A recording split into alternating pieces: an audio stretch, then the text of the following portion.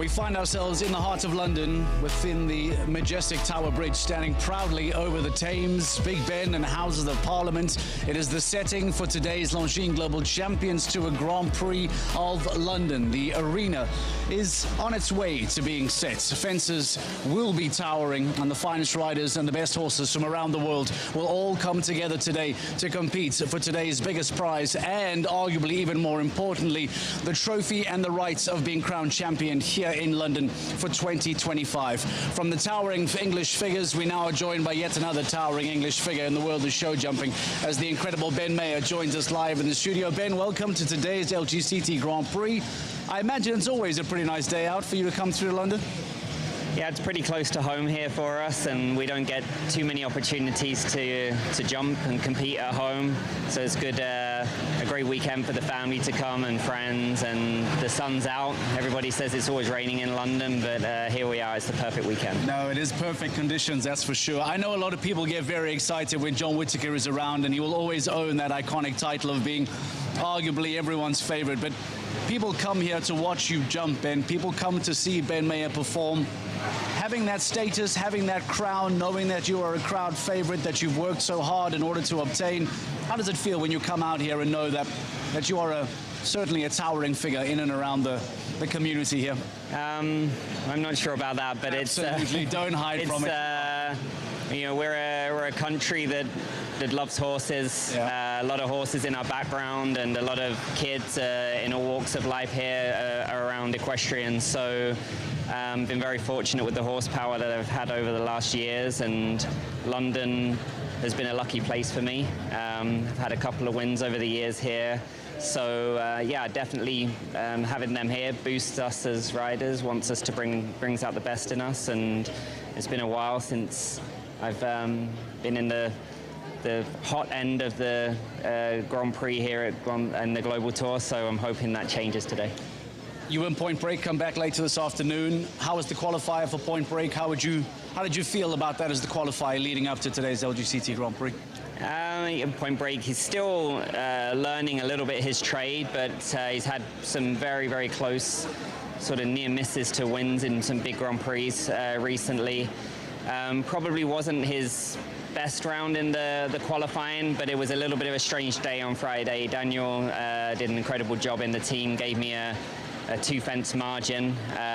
So when you ride in the ring, I wasn't trying to ride fast to win the class. That does put a slightly different, it's a different pressure, but he's an incredible horse Point Break, and very rarely would touch 2 jumps in the round. So I was trying to not take too much out of him. He did touch 1 fence, which was a little uncharacteristic on that type of jump, but he finished up well.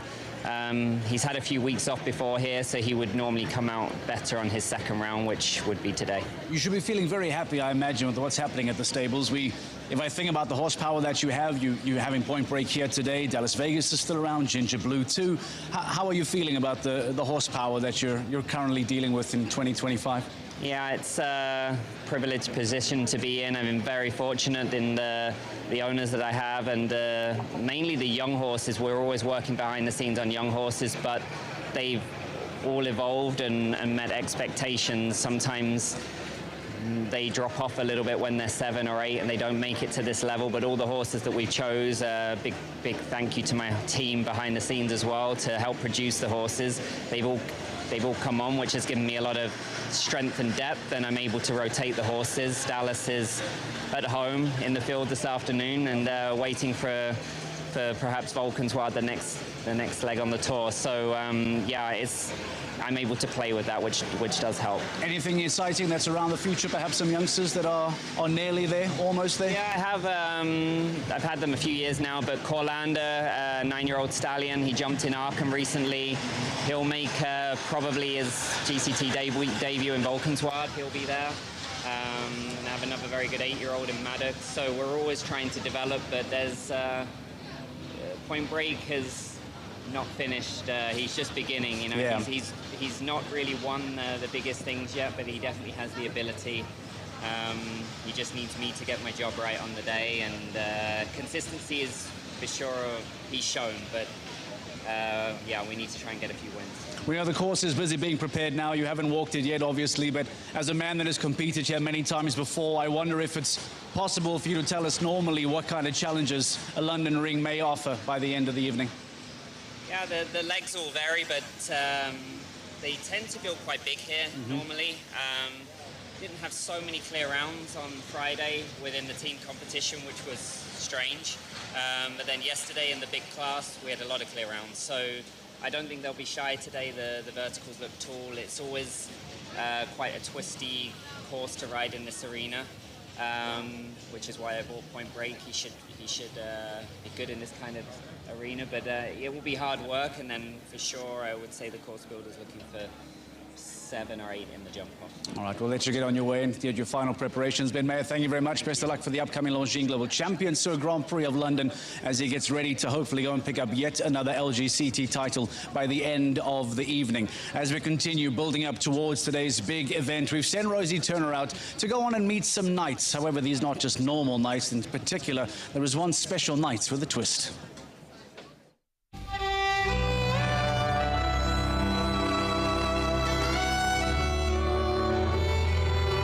A little different for this weekend because we are in London, and as we know, London is often known, you'll see a lot of the guards around, you'll see a lot of the King's Guards around, and it's all known for its pomp and ceremony as well. And that is why I am with Carl from Knights of Middle England to talk all about sort of the origins of knights. But Carl, it's lovely to kind of be here in the background and behind the scenes. Yeah, I think like you would know, behind the scenes there's always that buzz, isn't there, before a show. We're here providing entertainment. We have 2 knights, as you can see, performing sort of a guard of honour. So they walk around the venue and they're in full regalia, pomp, chivalry, traditional knights of old in London, the capital. So guests arrive, they see 2 knights. St George, obviously, and the Earl of Warwick from the famous Warwick Castle. So they see them and flags flying high, and it just brings that extra specialness to what is such a prestigious event, isn't it? It's quite momentous, I have to say. Just tell us a little bit about the history of knights, because I know you know a lot about it. Well, so knights sort of jousting and knights sort of, you're looking at sort of 1100s, 1200s. Jousting especially came from France. Obviously it was used in warfare with chain mail, and then as the suits of armour got more complex, as they designed it more, it was used more on the battlefield, and then it became a sport. But it was the bond with the horses, it was the training, and they had to train, they had to have a good bond with their steed, they were trusting them with their lives going into battle. We're passionate about horses, we're passionate about sharing our love of theatre, entertainment and stunts at such an event, and yeah, it's really good to be here. Honestly, the passion just comes off you immediately. Well, I'm going to try this on. Yeah, we must try this on before I go, because I want to see just how heavy this is. It is quite heavy. Gosh, it really is heavy. Yeah. If I slam this down, you shall I do it? Okay, you ready? Okay, watch that. 2, 3.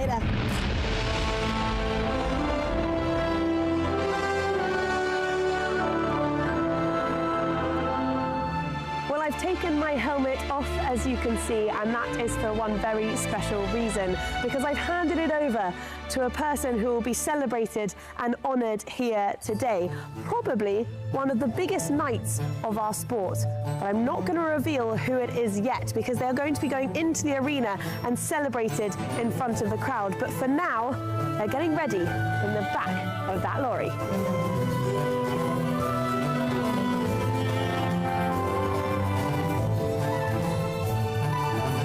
Behind the armour is one of the greatest riders of all time, a man whose name is etched into the history books of show jumping, a true icon whose career has inspired generations across the globe.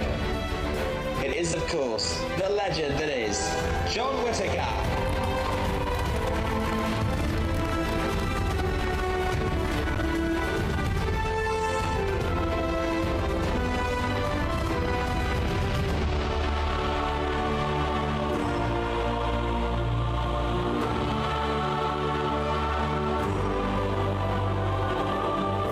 That was a bit different. Tell me about that. You've never done that in your career? First time for everything. How was that atmosphere? That was great. I think we went down well, really, with the public, and at least I know what I can do now when I retire jumping, don't I? You can just be a knight. Join the Knights.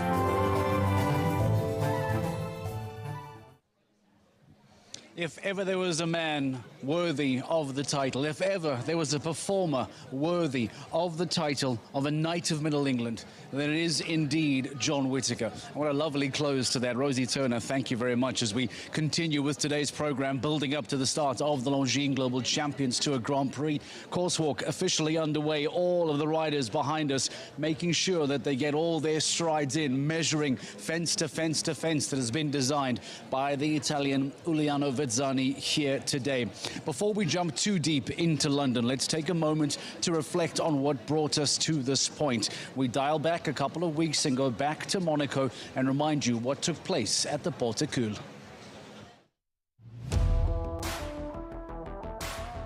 Delighted to welcome you to the Longines Global Champions Tour Grand Prix du Prince de Monaco. This could be Pieter Devos' moment to shine, I could imagine.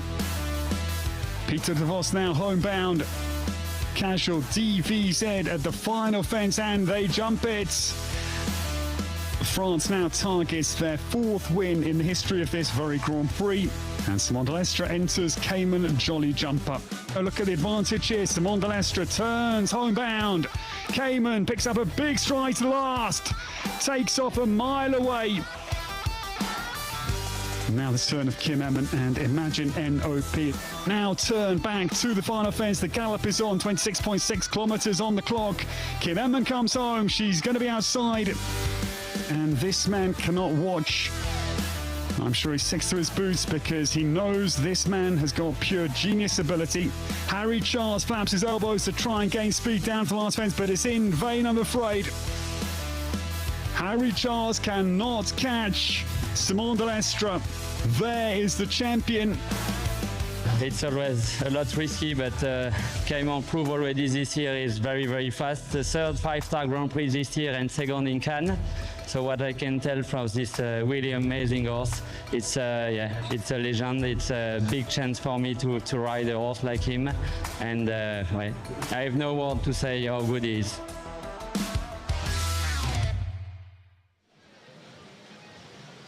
What a performance from the Frenchman Simon de Lestre and Cayman Jolly Jumper, victorious in Monaco. But the big news is that they failed to qualify here in London. The man that is doing so well in the 2025 overall season has not qualified, which means he will not contribute towards any championship status by the end of today. What do the rankings look like then? If we talk about Simon de Lestre not being here, let's show you the impact of that victory in Monaco and what it does to the overall rankings on the Longines Global Champions Tour. Number 2, Simon de Lestre will not be present in today's LGCT Grand Prix. Gilles Thomas, the Belgian, number 1 on the rankings. He is here, he has qualified, and he'll be looking to try and add more points to that tally. Pieter Devos has done very well in London in the past, is now inside the top 5 and is present here today, as is Scott Brash, already a multi-winner in 2025 on the Longines Global Champions Tour. Scott Brash inside the top 10, as is the Dutchman Michael van der Vleuten. Who can forget that championship run that he had a couple of seasons ago, losing out only to the incredible Harry Smulders right towards the end. But Michael van der Vleuten continues to improve. How can he do later on today? We'll find out. That's what the rankings look like, by the way, at the end of Monaco. What is the impact of London going to be? In case you're wondering how those championship figures work, it's not just about which rider competes the most over the year, because anyone could jump every single event and then accumulate the most points. No, we have points to regulate that. We have rules to regulate that. Only the best 8 results will be allowed. So even if you compete at every single show throughout the 2025 calendar, only your 8 best results count. And ironically for Simon de Lestre, the Frenchman who is not present here today, London would have been his 8th score of the season. So on that list, a lot of those riders are now going to start reaching the point where they are starting to reach their maximum points allowed. What happens then with a 9th score, a 10th score, you ask? Well, you start to improve on your worst score. So if your worst score is perhaps 10 points in the campaign, on your 9th time you jump an LGCT Grand Prix, if you score more than those points, it will be replaced as your lowest score. That's why we're here, to help, to educate, to inform and get you ready for the 2025 Longines Global Champions Tour Grand Prix of London. Let's go back to Rosie Turner. She's hopefully going to give us some guidance as to what to expect later on today. Rosie, talk to us about the start list. Who is standing out for you? Who do we need to keep our eyes on today? Yeah, thank you, Mark. I think it's going to be a very, very competitive day, and I think the jump-off, judging by who might get through to that, looking at the horses that we've got on this list today, will be fierce and very, very fast. I want to pinpoint a few of the riders that we've got here today, starting with Katrin Eckermann. She goes quite early on, which is quite surprising for her, because normally in qualifying she might perform slightly better, but she doesn't have her best horses here this weekend. Having said that, we've got a new horse for her, which is quite exciting. She's only had this horse since January. We've seen it on tour before, but it's never jumped an LGCT Grand Prix. So this will be the first time stepping up to this level on the tour, which will be very interesting to see. Obviously, you know, Katrin's such a fantastic rider, and it's a great partnership already. Only since January, but it's going well. Abdul Saeed, I mean, yesterday in one of the 5-star classes was extraordinary with one of his youngsters, and he brings another youngster into the LGCT Grand Prix today. A young horse jumped in Paris in the Grand Prix for the first time. We saw this horse, and it actually jumped pretty well, just one down and one time fault. So judging by the way Abdul was riding yesterday, I think he'll be up for it again today. Andreas Gau is always a pro, brings another young horse in, a first LGCT Grand Prix for this horse.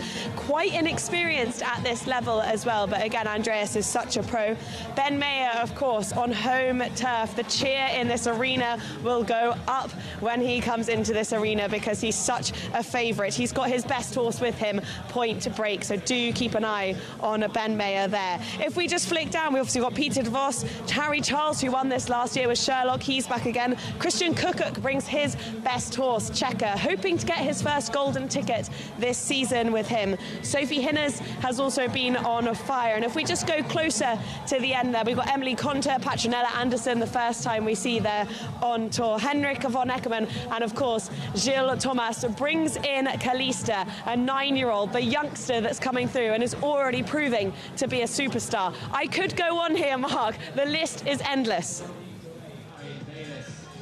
It really is a fantastic lineup. Thank you very much to Rosie Turner. Take a look at the back end of that start list. How we go from Michael van der Vleuten, as I said, a former deep LGCT series contender. Henrik von Eckermann and Iliana had an outstanding qualifier. Gilles Thomas, the leader of the current championship. And then Gregory Watley, as the best qualifier of the week, will be last to go in today's LGCT Grand Prix of London. What about Pieter Devos, you ask? Well, I mentioned that he's had a lot of success here in London in recent years. We decided to catch up with the Belgian. Catch up with as many riders as we can in the course walk. Pieter Devos has kindly stopped for us. I know you need to walk this again, so we'll keep this short, but just tell us a little bit about Casual coming in here today. Still quite a young horse. Okay, she's still young, but okay, she gained a lot of experience already this year, so hopefully we can do a good round. We had a good round in Madrid. She was clear in the Grand Prix there, and okay, I had always a good Grand Prix here last few years, so hopefully also today we can have a bit of luck on our side and do a good round. Well, you won this back in 2022. I think you were third here last year again. How confident are you in the partnership with Casual that you could go back again and be on the podium? I'm very confident with her. She's a superstar of a horse, and she gave me already a lot of very good moments the last 2 years. Although she is still young, she has already a lot of experience, and I'm confident she's going to do a good job here. But of course, it always have to happen, and it's every time again start from zero. But and a little fall is quickly made. So, but she felt good the first day, and I hope we can do it again this year. Just tell us quickly about the course, what you sort of make of it this afternoon. It's a big course. I must say there are some tough oxers. The verticals are okay in my opinion, but there are really some big oxers, combinations quite big, and it's a tough course. We will have to ride and jump it. It's not easy. Tough course, tough competition. We'd expect nothing less. Thank you, Pieter. You're welcome. Thank you. Thank you.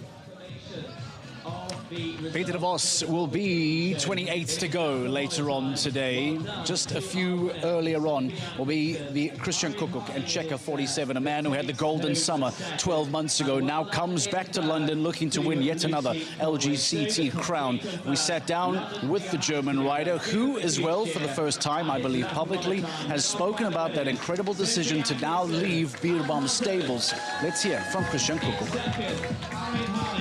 My memories of last year here in London are pretty good. I remember I was second in the Grand Prix. I was quite good in the overall standing that time, that's true. But honestly, I never really had that too much in my head. Even if I was second in the overall, I always tried to win the Grand Prix, basically. I'm trying it every week. And it's the same now. I have to be very honest, I don't even know which place I'm right now in the overall. 30s. Okay, so far away from last year, and still I will try to win the Grand Prix tomorrow. That doesn't change anything. It feels like I had a little bit, I would say, of an up and down season in the global season so far. I have the feeling there's still something to improve for the next shows. And it hopefully will, and hopefully I can move up a little bit. Well, my plans for the rest of the global season are pretty clear. I'm very committed to the global season. I think do basically all of them beside New York. That's the plan for the moment. So there's still many shows to come, and I'm excited. I will jump Checker in the Grand Prix. He gave me a good feeling today in the warm-up. He was fresh, which is actually always a good sign. He was excited when he came in the ring. I could feel he wanted to buck a little bit. That's a little bit how he is, and that's normally always a good sign for him. That means he's very motivated, he's excited for his job. And I hope there's still always a fine line between leaving him a little bit fresh, but still having him really being focused also on what to do and not being too much playing around. I hope that I can find that balance tomorrow. But like I said, my first impression is very, very good here. Me leaving the Ludger Beerbaum stables was honestly one of my hardest decisions in my life so far. That did not happen overnight. There was something creating over the last month, I would say. I'm really, really, really pleased for the last 13 years and everything I've learned there and all the opportunities Ludger gave me. The last 13 years made me as a rider who I am today, and I'm really grateful for that. But I always, when I was young, had the dream for myself, being my own boss, having my own business. And now having my own family also, basically since half a year, created this feeling a little bit more in myself.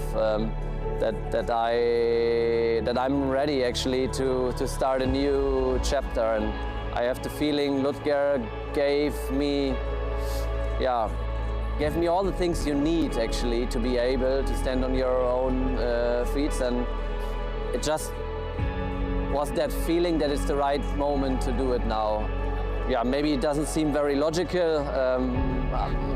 I don't know, it's just my stomach told me it's the right time and you should do it, and I'm following that, and I'm really excited for it. Honestly, I'm like I said, it was that decision was very emotional for me, very emotional.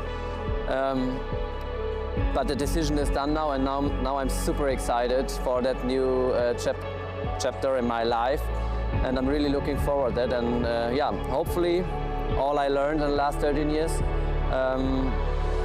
I can bring in that new chapter, and I think then it should be good. We are very excited for tomorrow. We are ready, and it would be super if London would be the spot for us for the super final. Christian Kukuk, saying that he's following his guts. Well, based on the success that the man has had over the last 12 months, I imagine that is a pretty good gut to listen to. Is it going to be victorious here in London tonight? Well, him and 39 other riders making up the best 40 of the weekend are all competing for today's top prize. We are ready, and let's get started here, ladies and gentlemen. The start of the Longines Global Champions Tour Grand Prix is next. The world's greatest show jumping series as we find ourselves in the capital of the United Kingdom. Welcome to London, and of course all of the amazing historical sites, perhaps none more so than the Royal Hospital Chelsea. It is a city vibrant with so much going on, and here at its heart we bring together the biggest names in show jumping for this next stage of the Longines Global Champions Tour. The weather is perfect. The skyline in the background as clear as you can see to the Shard in the different distance, and of course closer by you'll find the River Thames to our right. Here at the Royal Hospital Chelsea, where we have been hosted by the wonderful Chelsea pensioners since 2017. It is a full house, a capacity crowd, sold out many weeks ago, and everybody wanted the Sunday ticket for this one. It is, of course, the chance to see the biggest names in sport competing over the biggest fences for that €500,000 prize fund. And, well, everyone looking to find a way to keep cool, whether they're using their sun hats, their fans or their brollies, but everybody just wanting to find the perfect view of this arena. It is standing room only, really. Once you've got all the seats gone, they've got to find their way in. This historic site, of course, has seen some great winners. Harry Charles is back to defend what he won last year. Jessica Springsteen, a former winner for the USA. Pieter Devos in the field today, as is Bette Fredriksson, and Ben Maher, who's looking for his third win in London. Can he be one of the British riders, perhaps alongside Harry and Scott Brash, that'll be contending for honours when we get to the end of the afternoon? Anybody's guess, because overall we've got 18 different riders competing that have previously won at least one Longines Global Champions Tour Grand Prix, and Gilles Thomas is one of those. He is in the field today. He leads the overall standings, the winner from Paris. Andreas Skew is also with us, as is Pieter Devos. In fact, 6 of the top 10 in the field here today, and it's mid-season. We've just had the break, of course, off the back of Monaco, and now as we begin to gallop our way forward to Riyadh, it is time for these riders to really concentrate and hone in on picking up the biggest scores possible, because that lead could stretch or it could come back. It's going to come down to the challenge laid out by our course designer. Giuliano Bezzani, the Italian maestro, has once more come up with the challenge for these horses and riders. It is a true Grand Prix test at 1.60 meters with 13 numbered obstacles and 16 jumping efforts. Starting as they do over the opening fence, going towards the in-gate, they then turn right-handed back to the Lugano fence at number 2. Already up to height, full height, 1.60 meters. As is the fence that follows, that sweeping curved line, jumping towards the grandstand at fence number 3. Then comes the triple bar. It's a big, wide power jump. It's a stretch out over 1.90 meters in width, 1.60 meters in height.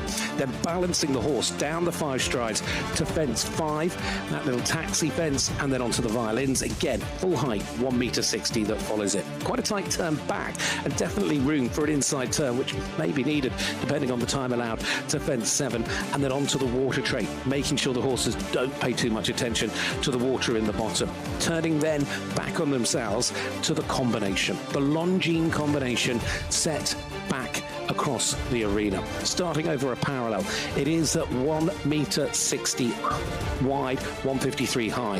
It's 11 meters 10. It's 2 strides to the second part. Again, a parallel, and again a big wide stretch for the horses at 1.60 meters, and then 8 meters 10 to the finishing part of that combination. Full height, 1.60. It's 9A, it's 9B, it's 9C. On the curve, 7 strides back past the in-gate to the upright, that big gate, the GC gate at fence number 10, but we're far from finished. But we are now heading in alongside the hospitality and the VIP. Let's have a look at this. Down to fence 11, 1.55 meters high. a little water tray underneath. It's 160 wide, and then you have this 4-strided distance that brings you down to the double at 12A and 12B. Again, it's a full upright coming in, single stride, 8 meters 20, and then over the final part of that double, again having to reach out over that back rail at 1 meter 60 wide, 155. It is, though, with one final fence. Will it be lucky or unlucky for some? It is fence 13. The bicycle, certainly one that stands out in the crowd, and that man stands out in any crowd. Iuliano Vizzani is over there with Marco and the team looking on. Iuliano in the sunglasses, the man that has laid out the challenge, and ultimately these riders have got to work it out. They've got to discover a way with their horses to be able to balance and compose themselves to get round this course, and of course to do that with inside the time allowed, and just wait for confirmation on that. But let's have a look at the starting order. 18 of these riders have won Grand Prix on the Longines Global Champions Tour previously, and there's some brilliant names. Catherine Eckermann, she's a 3-time previous winner. Abdul Said, a winner already this year with Bonamy. How will he go today? With Quaker de Brimbels, Germany and Belgium. Of course, British talent in the form of Robert Murphy. Edwina Tops Alexander from Australia, a 10-time winner and a 2-time series champion. Also high in the points this year is Andreas Skui. He sits at number 3 on the overall table. Young British rider Sienna Charles looking to take her chance. Ben Maher, one of the most successful riders. He has 11 wins on the Longines Global Champions Tour.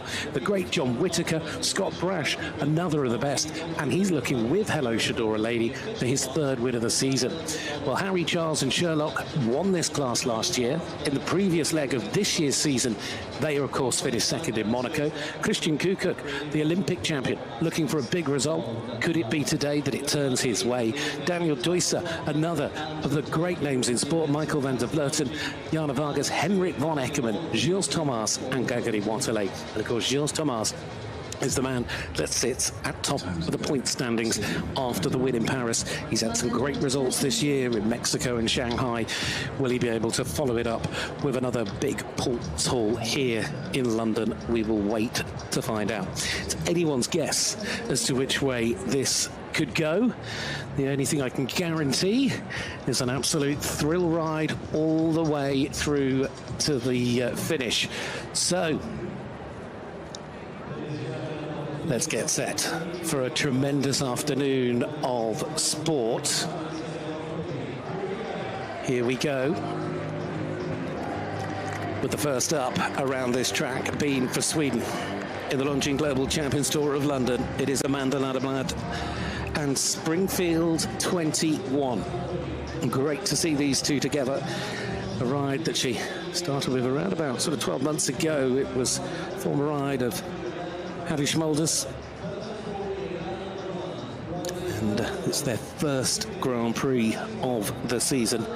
Been very successful for Sweden in team competition. Just recently, this 12-year-old stallion by Staccato Gold. A very informed partnership.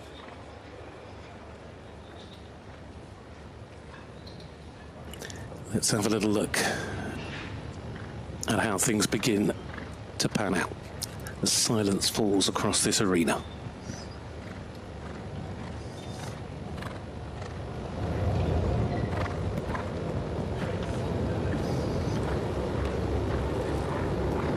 Immediately coming back away from home.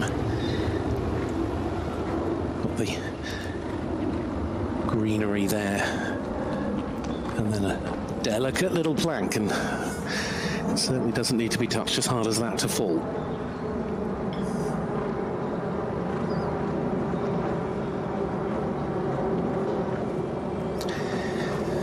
A 3-stride distance there between 5 and 6.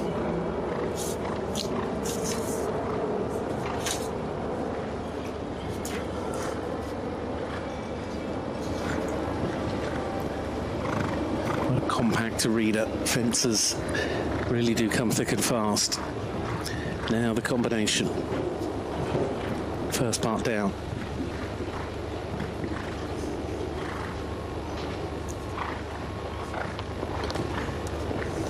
Big, tall, quite a narrow, the little upright though. Pushing on into this line.